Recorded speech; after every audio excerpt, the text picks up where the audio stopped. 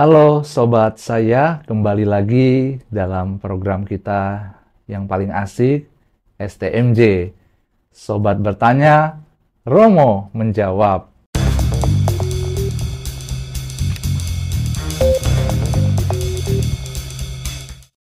Nah, kali ini saya juga mengucapkan banyak terima kasih bagi saudara-saudari yang telah memberikan pertanyaan-pertanyaannya, karena dengan memberikan pertanyaan, Romo ya yakin ya bahwa ada kehausan di paroki kita, umat paroki, untuk mempertumbuhkan iman kita masing-masing.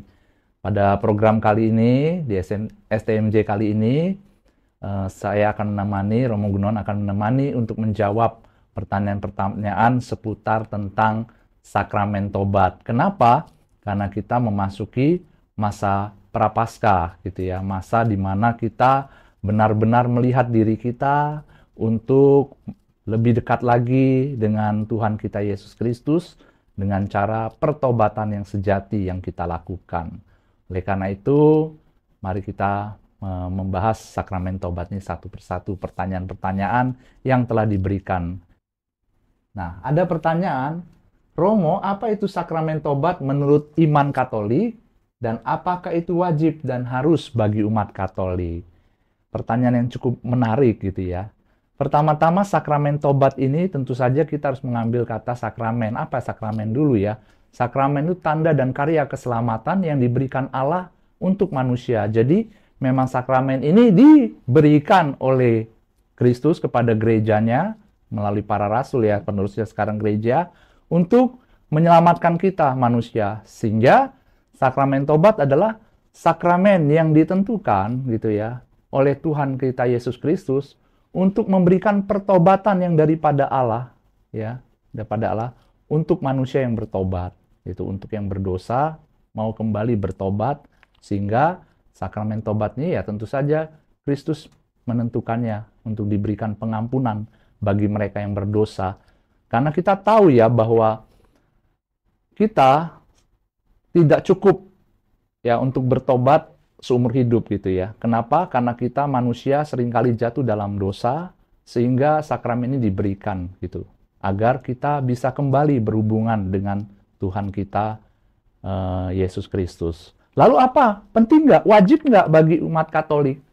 Kalau kita bilang wajib atau tidak gitu ya, maka saya akan menjawab dulu bahwa saya akan balik ya, apakah tidak wajib atau wajib. Pertama-tama yang perlu kita lihat adalah batin, ya, tindakan batin seseorang, yaitu kehendak bebas untuk melakukannya gitu. Dalam arti, kalau kita merasa memang kita berdosa, maka ya siapa ya di manusia ini, di dunia ini tidak berdosa begitu ya. Sehingga ketika kita katakan bahwa saya orang berdosa dan ingin berbalik kepada Tuhan, maka secara otomatis sakramen tobat ini wajib bagi kita. Kenapa ya? Karena kita butuh pertolongan Tuhan. Sama seperti seorang sakit butuh dokter gitu ya. Kita juga, kita orang sakit yang berdosa butuh Allah sehingga dapat menyembuhkan. Ya, begitu. Dan gereja menetapkan ya setahun ya wajib untuk melakukan 1 kali pengakuan dosa, tetapi untuk menyempurnakan hidup kita, maka lebih baik kalau pengakuan dosa kita lakukan secara reguler gitu ya. Sebulan sekali kah, 2 bulan sekali kah, supaya apa? Semakin hari kita melakukan pertobatan, pengakuan dosa, sakramen tobat ini, maka semakin hari juga kita akan berjalan dalam kesucian. Begitu. Lalu yang kedua, apakah boleh sakramen tobat secara online karena lokasi rumah terpencil dan kesehatan tidak memungkinkan? Pertama-tama kita perlu melihat bahwa sakramen tobat ini penting untuk dilakukan secara tatap muka gitu. Dalam arti kenapa? Karena ini mengandung syarat-syaratnya begitu ya. Yang pertama adalah syarat pertama harus ada penitens atau yang berdosa dengan segala penyelesaiannya ingin mengakukan dosa kepada imam. Lalu yang kedua ada ya juga formanya, kata-kata gitu ya, kata-kata dari imam. Jadi harus ada ini. Sehingga penting untuk bertatap muka begitu, mengatakan secara langsung akan dosa-dosanya dan penyesalannya. Sehingga kalau dikatakan bolehkah? Ya, tidak boleh. Lalu bagaimana dengan mereka yang jauh begitu ya, jauh yang jarang sekali bertemu dengan para romo. Misalnya di tempat daerah terpencil ya, kita tahu mungkin di daerah mana yang mungkin hanya dikunjungi romo setahun 2 kali begitu ya, atau setahun 3 kali. Nah, pertama-tama kita perlu mengaku dosa secara langsung juga kepada Tuhan dengan penyesalan gitu ya, berdoa dan mengakukan dosa-dosa kita secara langsung kepada Tuhan. Akan tetapi ketika ada kesempatan ya untuk bertemu dengan romo, maka dosa-dosa itu harus diungkapkan dengan penyesalan lagi oleh para imam atau romo yang berkunjung. Sehingga oleh karena itu gereja mengatakan wajib melakukan pengakuan dosa 1 tahun sekali, karena untuk memberikan juga satu rahmat bagi kita. Jadi begitu. Untuk online ya kalau tidak bisa ya harus tatap muka gitu. Tapi kalau yang jauh ya karena keadaan gitu ya, bagaimana ya dia perlu mengaku dosa secara langsung kepada Tuhan gitu ya, dengan segala penyesalan. Lalu setelah itu bertemu dengan imam untuk mengakukan dosa-dosanya lagi, begitu, supaya dapat pengampunan. Begitu. Yang ketiga sekarang, yang ketiga, apakah perlu mengaku dosa bila nanti atau besok bakal berbuat dosa lagi? Apa itu bukannya malah merendahkan sakramen tobat tersebut, gitu ya? Kita lihat bahwa sakramen tobat ini pertama-tama bukan sekedar kita mengaku dosa, lalu akhirnya besok berbuat dosa lagi, gitu, berbuat dosa lagi, bukan. Tetapi yang perlu kita lihat dalam sakramen tobat ini adalah penyesalan atas perbuatan dosa yang telah dilakukan. Kemudian dengan sakramen tobat, maka dosa kita dihapuskan, ya, dipulihkan, hubungan kita dengan Allah dipulihkan. Kemudian diberi penitensi-penitensi oleh imam. Lalu yang dikerjakan adalah dari penitens atau pendosa, itu mengusahakan dengan segenap hatinya, dengan segenap akal budinya, dengan segenap kebenarannya untuk bertahan tidak jatuh dalam dosa, begitu ya. Yang penting ini yang dilihat adalah usahanya terlebih dahulu. Sehingga ketika ada usaha inilah Tuhan melihat usaha kita. Walaupun mungkin nanti akan jatuh lagi dalam hal yang sama, tetapi Tuhan melihat usaha untuk kita berjuang melawan dosa-dosa kita. Berbeda dengan orang yang misalnya mengaku dosa, lalu ya udah bukan, tidak ada penyesalan dalam hati ya. Kalau tidak ada penyesalan dalam hati, maka otomatis dia tidak mau berusaha untuk bertobat. Sehingga ya sudah pengakuan dosa seperti formal gitu ya. Dan akhirnya itu bisa merendahkan. Dalam arti cinta Tuhan itu bukan murahan gitu ya. Tetapi cinta Tuhan itu perlu kita hargai, perlu kita buat lebih baik lagi gitu ya. Karena apa? Karena ini adalah anugerah yang perlu saya hargai, sehingga ketika mengaku dosa selesai, saya akan mengusahakan supaya saya tidak berbuat dosa lagi gitu. Walaupun kita tahu suatu saat kita jatuh dalam yang sama, mungkin saja gitu ya. Tetapi Tuhan melihat usahanya. Jadi itu yang paling penting. Nah, yang berikutnya adalah apa yang menjadi bagian terpenting dari ritual sakramen tobat? Tadi sudah saya katakan ya, pertama dalam sakramen tobat ada hal ritual yang paling penting. Ada 2 ya untuk membuat sakramen tobat itu jadi sah, yaitu penitensnya atau pendosanya datang.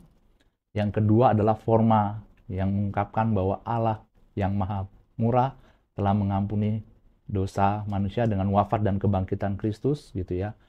Ia telah memberikan Roh Kudus kepada gereja untuk memberikan pengampunan bagi orang yang bertobat gitu ya. Lalu atas nama gereja saya melepaskan segala dosa-dosamu demi nama Bapa, Putra dan Roh Kudus. Itu formanya begitu ya. Sehingga penting untuk melihat ini. Jadi itu yang terpentingnya. Lalu apa yang dilakukan peniten sebelum itu? Dia harus mempersiapkan diri, terutama meminta rahmat Roh Kudus supaya sungguh-sungguh dalam hati yang menyesal untuk datang dalam sakramen tobat begitu. Jadi itu yang bagian terpenting dalam ritual sakramen tobat. Lalu pernah saya alami saat mau terima sakramen tobat, hukuman atau penitensi sudah ditetapkan dahulu secara massal gitu ya. Bukannya penitensi itu ditimbang dari dosa yang dilakukan atau dilakukan. Pertanyaan yang cukup baik, betul gitu.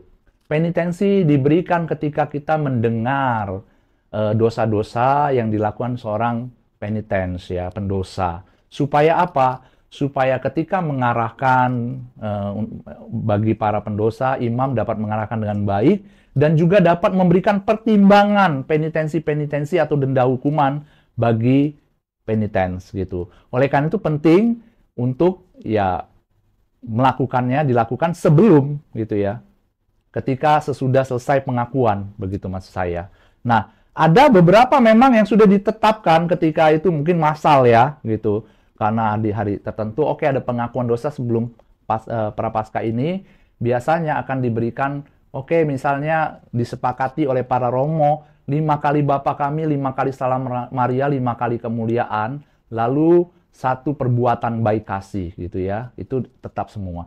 Tetapi di dalam pengakuan bisa saja gitu, dan ini harus dilakukan oleh imamnya ketika melihat bahwa oh kayaknya ya setelah diberikan penitensi ini nggak cukup 5 kali Bapa kami, 5 kali salam Maria, 5 kali kemuliaan, harus ditambah sesuatu hal atau diberi penitensi yang lebih daripada itu. Oleh karena itu tetap 2 hal ini penting dilakukan gitu ya, bukan berarti semata-mata oke, semua massal itu semua, enggak, karena biasanya beberapa romo akan memberikan juga setelah mendengarkan oke, saya tambah lagi ya, mungkin 1 kali rosario atau 2 kali rosario atau bagaimana gitu ya. Kok mungkin bisa juga ya jalan di sini berlutut sampai pusarang misalnya gitu ya. Enggak ya, itu kurang lebih begitu. Jadi tergantung, betul, itu dilihat dari denda dosa-dosa yang dilakukan begitu.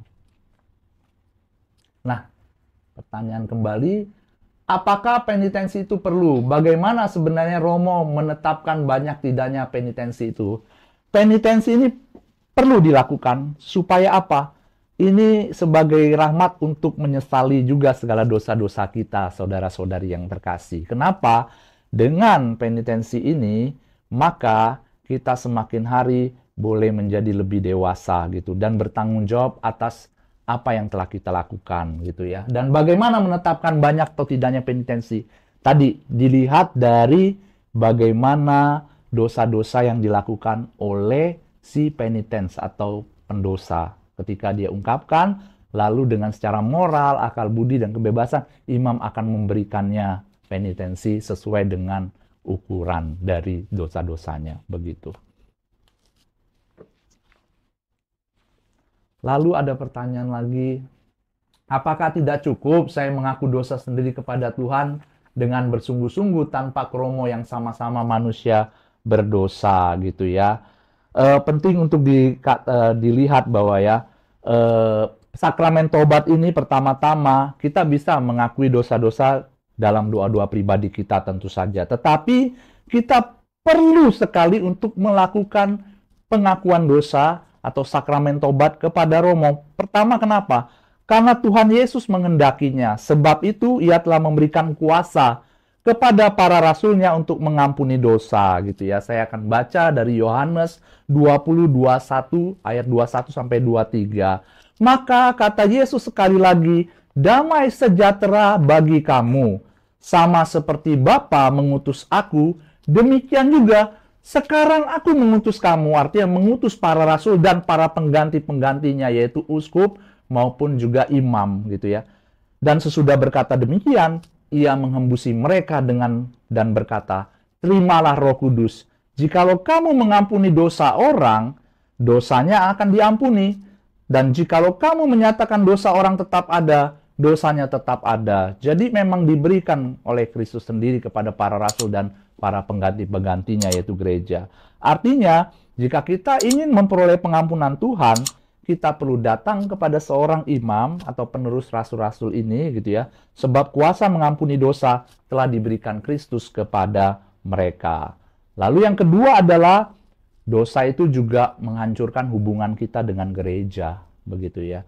Jadi bukan hanya Tuhan tetapi juga gereja melukai kita.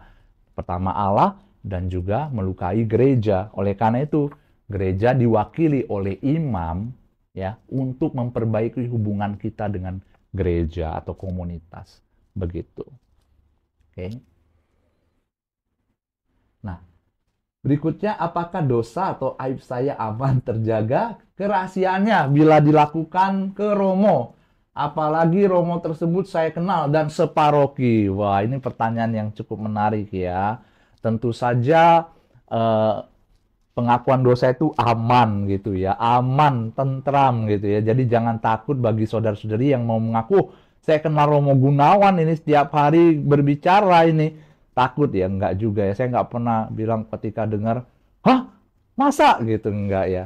Enggak. Jadi enggak, aman, terjaga. Kenapa? Itu juga dikatakan ya, karena salah satu ciri khas ya sakramen tobat adalah pertama-tama Kristus yang mengampuni, bukan romonya, tetapi Kristus lewat imam mengampuni dosa-dosa.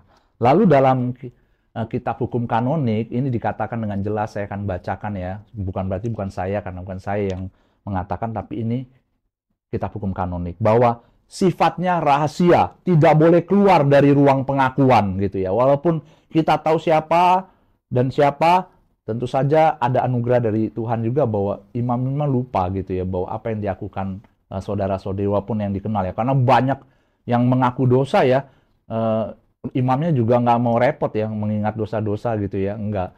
Jadi ya itu rahasia, jadi sungguh rahasia gitu ya, tidak boleh keluar dari pengakuan. Dan KHK Kanon 983 paragraf 1 berkata demikian ya. Rahasia sakramental tidak dapat diganggu-gugat. Karena itu sama sekali tidak dibenarkan bahwa Bapa pengakuan dengan kata-kata atau dengan suatu cara lain serta atas dasar apapun mengkhianati penitens sekecil apapun. Jadi udah ada di hukum kanonik ini ya. Dan paragraf kedua dikatakan yang Kanon 983, terkait kewajiban menyimpan rahasia itu juga penerjemah, jika ada penerjemah ya, misalnya dia dari orang mana gitu ya, penerjemahannya juga nggak boleh. Serta semua orang lain yang dengan cara apapun memperoleh pengetahuan mengenai dosa-dosa dari pengakuan. Jadi misalnya orang bahasa asing yang saya tidak tahu, lalu ada penerjemahnya gitu supaya saya mengerti, maka penerjemahnya juga tidak boleh begitu ya menyebarkannya.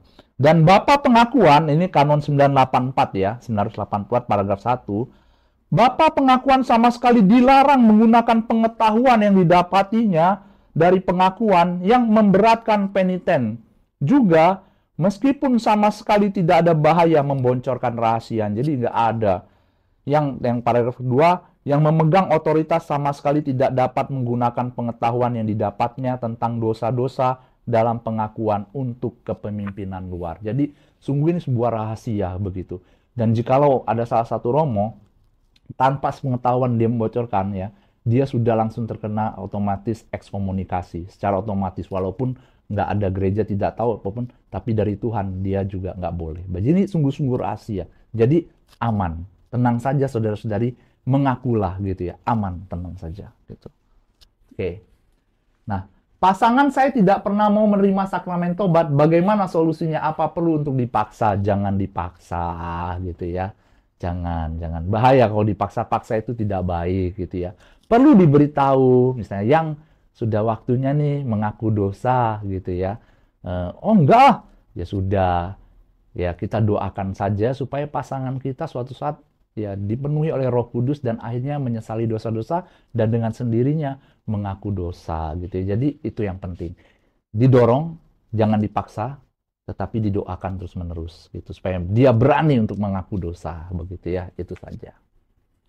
Nah, bagaimana tanggapan Romo saat saya mau masuk ke ruang pengakuan oleh panitia diinfo jangan lama-lama, maksimal 3 menit. Akhirnya absolusi yang diterima tidak bermanfaat gitu ya. Jangan dengarkan gitu ya. Jangan dengarkan 3 menit gitu ya. Kalau memang kita butuh pengakuan gitu, karena pengakuan ini penyesalan, bukan formalitas ya. Kamu 1 menit, 2 menit, 3 menit, langsung ya, cepet ya, gitu. Jangan ya. Kita perlu sungguh-sungguh gitu ya, untuk mengaku dosa kita. Jadi tenang, romonya juga nggak akan bilang, cepet gitu, enggak ya. Pokoknya kita datang dengan penyesalan dan nanti romonya akan memberikan penitensi setelah itu selesai. Kalau marahin itu romonya suruh begitu ya. Jangan ya. Jadi tetap saja biasa, karena ini ada pengakuan dosa adalah rahmat ya untuk kita mengaku dosa supaya kita juga bisa tadi ya mendapatkan rahmat gitu ya, supaya terima ini bermanfaat, apa yang didengarkan, absolusi apa, penitensi apa dapat bermanfaat bagi penitens, maka sebaiknya ya udah kita datang, kita biasa saja, kita mengaku dosa kita dengan aman gitu ya, dan akhirnya sungguh-sungguh bermanfaat bagi kita, begitu. Tuh. Lalu kemudian Romo, bila saya berbuat dosa besar, lalu saya menerima sakramen tobat, dan apakah dosa saya benar-benar diampuni Tuhan? Tentu saja diampuni oleh Tuhan. Sebesar apapun dosa-dosa kita, dosa tidak bisa menghalangi belas kasih Allah. Sehingga pasti diampuni. Dan kita harus meyakini itu diampuni. Begitu. Itu saja. Jadi pasti diampuni. Ada manfaat. Lalu Romo, bolehkah mengaku dosa lebih dari satu kali terhadap satu dosa itu karena saya merasa begitu berdosa melakukan dosa tersebut? Pertama-tama kita mesti meyakini sakramen tobat itu adalah bukan imam yang mengampuni, tetapi Kristus yang mengampuni lewat imamnya, gitu ya. Karena imam telah diberi kuasa oleh gereja melalui para rasul, pengganti para rasul yaitu uskup. Jadi uskup memberikan kuasa untuk mengampuni dosa, maka pertama-tama kita perlu meyakini bahwa Kristus yang mengampuni kita. Sehingga jelas sekali apapun dosa berat kita, ketika kita sudah mengakukannya di hadapan pejabat gereja, imam, uskup, paus ya, maka secara otomatis kita tidak perlu lagi untuk mengakukan dosa yang sama, kecuali dosa itu kita lakukan lagi gitu ya. Tetapi kalau enggak, yakinlah bahwa dosa kita sudah diampuni, perbuatan-perbuatan dosa. Jadi nggak perlu. Kita harus hidup bebas ya, karena apa? Sakramen tobat ini adalah salah satu sakramen yang membebaskan kita supaya kita jangan takut, jangan khawatir lagi bahwa kita merasa sungguh-sungguh dicintai oleh Tuhan, begitu. Nah, bagaimana caranya untuk mendapat sakramen tobat di Gereja Santo Yakobus? Bila saya sewaktu-waktu mau mendapatkan sakramen tobat dan di luar jadwal saat momen Paskah, apakah bisa? Tentu saja bisa gitu ya. Di dalam Gereja Santo Yakobus, Paroki Santo Yakobus, kita setiap hari ada misa kan ya, gitu, misa harian yang dimulai 5:30 pagi sampai jam 6 gitu. Lalu para umat, saudara-saudari bisa mengaku dosa kepada imam setiap harinya jam 6 pagi setelah misa, lalu datang ke sakristi atau ada petugas ya, AI, koordinator AI, bilang, "Pak, saya mau mengaku dosa." Atau langsung ke sakristi, "Romo, saya bolehkah mengaku dosa?" Saya yakin gitu. Romo-romo Paroki Yakobus top chair semua gitu ya. Dia akan dengan senang hati melayani dalam pengakuan dosa gitu. Itu yang pertama. Lalu yang kedua, ada setiap hari Sabtu gitu ya. Sabtu dimulai jam 5 gitu ya, sebelum misa mulai. Misa kita mulai jam 6 sore, lalu 1 jam sebelum misa akan ada ruang pengakuan jam 5 di gereja. Jadi silakan datang gitu ya. Yang ketiga, kalau misalnya tidak sempat, siang misalnya, atau sore gitu ya. Siang bisa kontak ke sekretariat, meminta sekretariat untuk, "Bu, Pak, saya minta izin mau janjian dengan Romo untuk mengaku dosa." Nanti sekretariat akan mengkontak Romo dan Romonya akan membuat janji pada saudara-saudari, atau kalau kenal nomor telepon Romonya gitu ya, langsung aja WA Romonya untuk janjian untuk jam sakramen tobat, kapanpun itu dilayani, begitu. Lalu berikutnya, apakah ada batas usia menerima sakramen tobat ya? Usianya ya, pertama yang penting adalah dia adalah orang yang sudah dibaptis gitu ya, dan menerima komuni pertama. Itu yang pertama. Nah, dalam kitab hukum kanonik, Kanon 989 mengatakan demikian. Setiap orang beriman sesudah sampai pada usia dapat membuat diskresi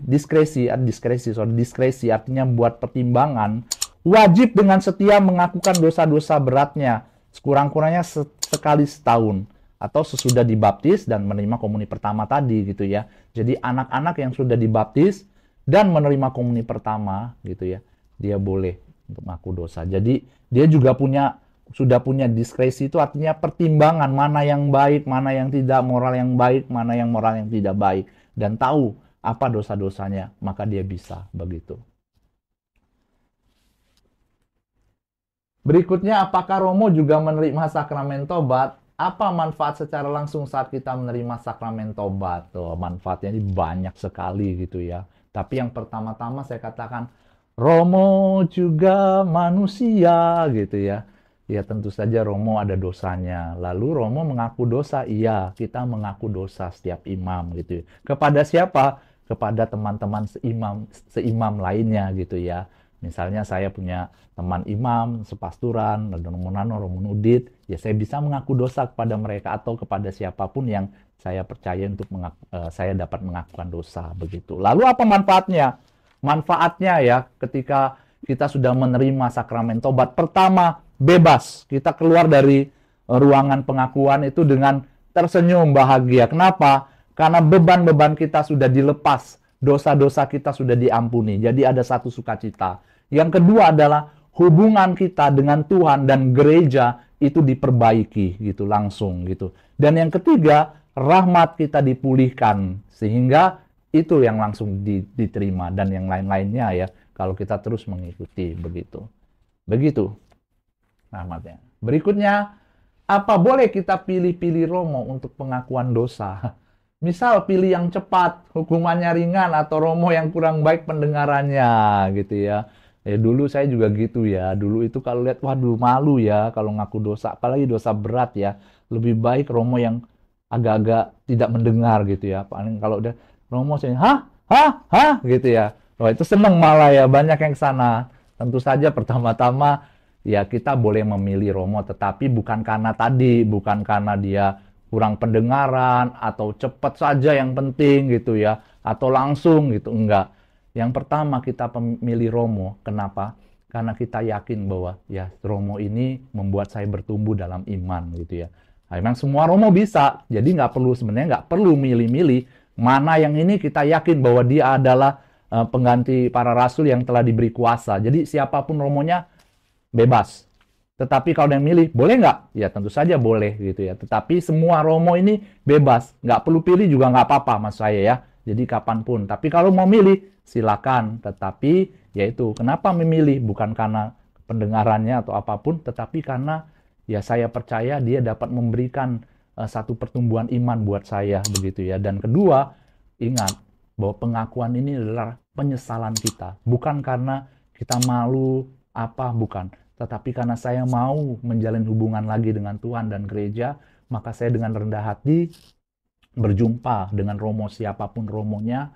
Saya percaya lewat para romo tersebut ada rahmat untuk memberikan saya pertumbuhan begitu. Jadi bebas.